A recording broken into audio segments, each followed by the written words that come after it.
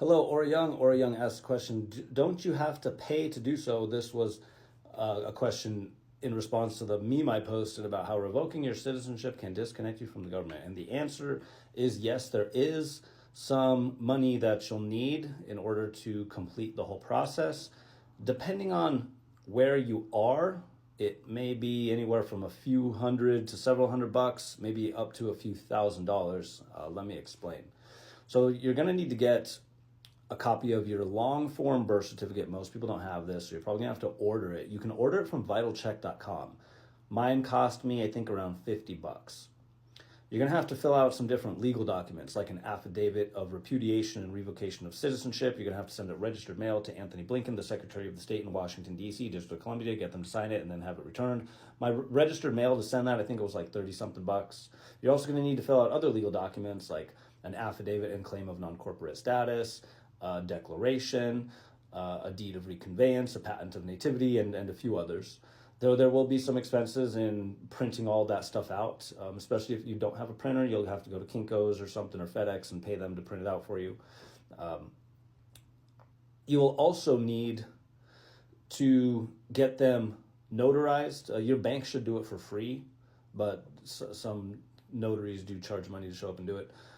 You're also going to have to pay at the courthouse, because after you have all these documents, signed by the sent registered mail, signed by the Anthony Blinken, Secretary of the State, notarized, all filled out correctly. You're going to record them at the courthouse. The recording clerk will charge a fee to record them at the courthouse. You're also going to want to get 2 certified copies. The recording clerk will charge you a fee to get the 2 certified copies. My recording fee and my certified copy fee, I think, when all was said and done, came out to like $200 to $250. And then after you've recorded all that stuff at the courthouse, you're going to need to book an appointment at the passport agency to get your new non-citizen passports with limited diplomatic immunity. You cannot do this at the post office. You have to do this at the passport agency, which are the big government buildings with armed guards. Now, these are not located in every state. If you're on the West Coast in USA, your options are Seattle, Washington, San Francisco, and Denver, Colorado.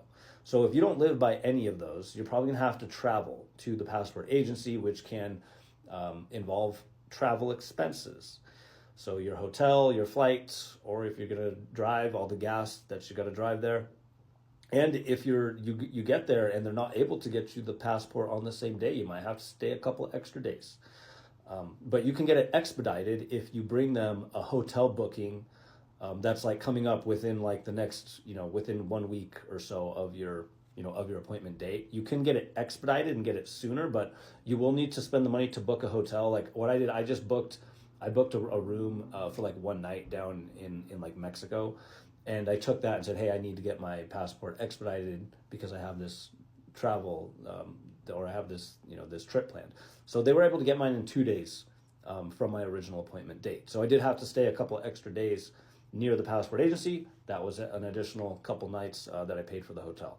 So by the time everything is said and done, and again, at the passport agency itself, just to get the new passports, they charge a fee for that.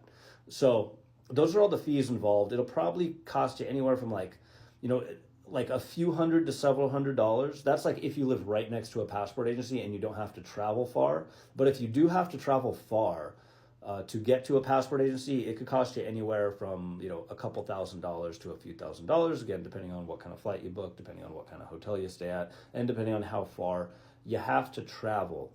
And the time it takes the average person to go through this full process of revoking their citizenship, correcting their status to what's called either a state national or state citizen, and then getting the new passports.